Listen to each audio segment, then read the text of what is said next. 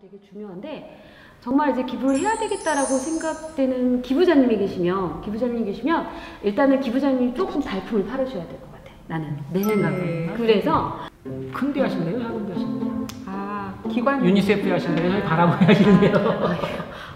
그거야말로 참 어려운 얘기죠. 좀 어려운데. 근데 장단점이 있죠. 장단점이 있으니까. 네, 그렇죠.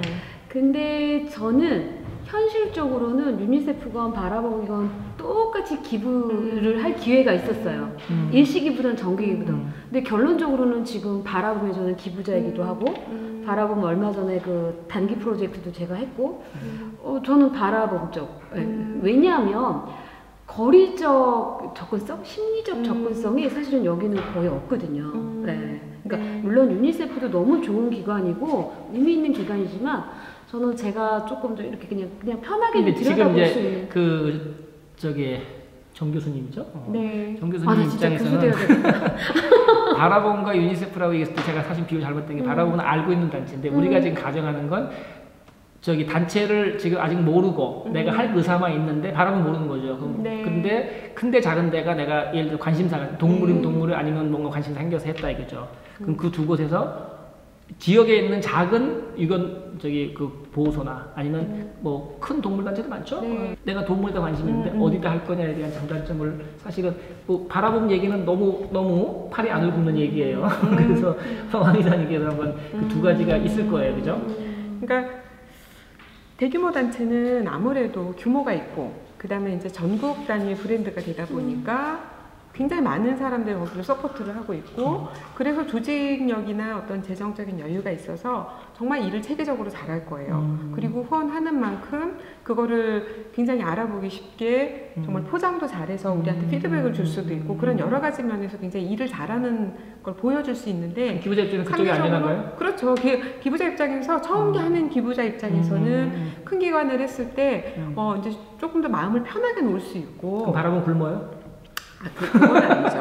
근데 그럴 수 있지만 대신에 이제 대형 단체들은 거기까지가 이제 한계인 거예요.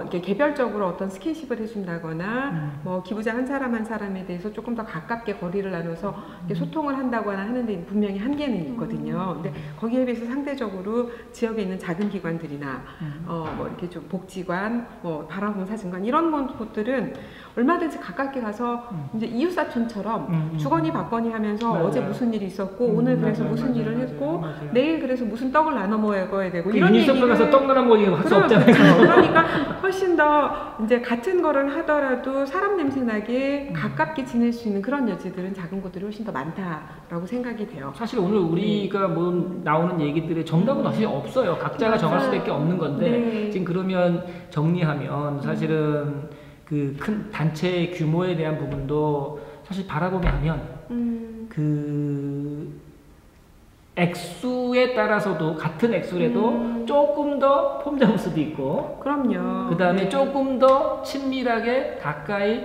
그 사람 냄새를 맡으면서 내가 기부한 곳을 관계할 수도 있고 그렇죠. 그리고 또 이런 것도 있어요. 예를 들어서 이제 그 기관이 하는 사업의 일의 사이즈예요. 이제 이게 기부금하고도 연결이 되는데 제가 대학에다가 장학금을 주고 싶어요. 500만 원을 한번 딱 기부를 하면 이거는 딱 한 명의 학생한테 한 학기 장학금을 줄 수 있는 거예요. 맞아. 근데 이 500만 원을 들고 가서 지역에 있는 바라보는 기관에 하면 어떻게 쓰시겠어요? 500만 원으로? 그쵸, 뭐 굉장히 큰 일을 많은 하시겠죠. 분들의 사진을 찍어드리거나 할 수 있겠죠. 혜택을 받으실 수 있는 사람들이 굉장히 커지는 거예요. 그래서 그 어디에다가 기부를 하느냐에 따라서 그 돈이 어떻게 쓰이느냐도 달라지기 때문에 내가 같은 돈을 가지고 조금 더 어디다가 쓰면 효과적이겠냐 뭐 이런 것들을 고민해 보실 수 있죠. 그래서 더 큰 효과를 낼 수 있는 거예요. 그러니까 한국에 있는 애들도 배고픈데 내가 아프리카에 왜 돈을 줘야 돼? 이런 질문 가끔 많이 받거든요. 근데 아프리카는 뭐 돈의 가치 또 우리하고 다르고 그 다음에 한국에 있는 먹고 사는 어떤 기준을 보면 10만 원을 가졌을 때 한국에서 할 수 있는 것과 10만 원을 가져갔을 때 아프리카에서 할 수 있는 게 그 사업의 영향력이 굉장히 다른 거예요. 그럼 10만 원을 가지고 100명의 목숨을 살릴 수 있는 것과 10만 원을 가지고 한 아동의 열흘을 책임질 수 있는 것 중에서 당신은 뭘 선택하시겠습니까? 하면은 그냥 10만 원으로 가면 아프리카에서 그렇게 많은 생명을 살려요? 하면 그쪽으로 갈 수도 있는 거라는 거죠.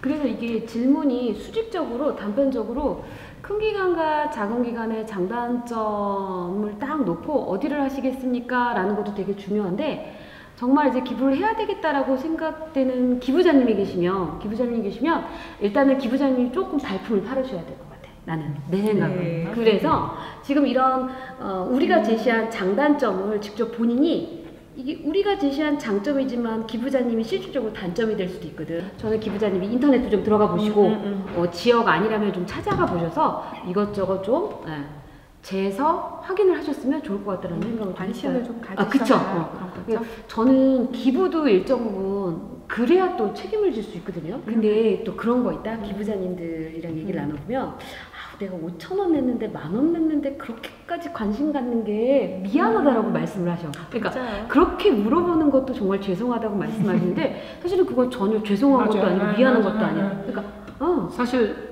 뭐 어쩔 수 없이 우리 받는 사람도 해본 사람들이기 때문에 받는 사람 입장에서 액수에 따라서 뭐 솔직히 얘기하면 100% 균등하게 액수에 불문하고 기부자분한테 고마움을 생각한다 할 수는 없으나 그 액수에 절대적으로 비례하지 않는다는 맞아요. 거예요. 우리는 분명한 사실인데 맞아요. 그 기부자님도 분명히 그건 아실 필요가 있을 것 같아요. 내가 5,000원을 하든 5만 원을 하든 그 비율이 10배가 되지는 않는다는 사실. 폼은 10배 잡으세요. 근데 저희는 그쵸. 5,000원 하신 분한테 10분의 1로 감사하지는 않는다는 거예요. 그쵸. 맞아요. 그쵸. 맞아요. 자, 그리고 한편으로는 그런 생각이 들어요. 그거 다 알아야 기부하나. 잔소리 해주셔도 다 좋겠다고. 통편집하고 그것만 내보낼까요? 믿으십시오. 믿습니다. 저는 약간의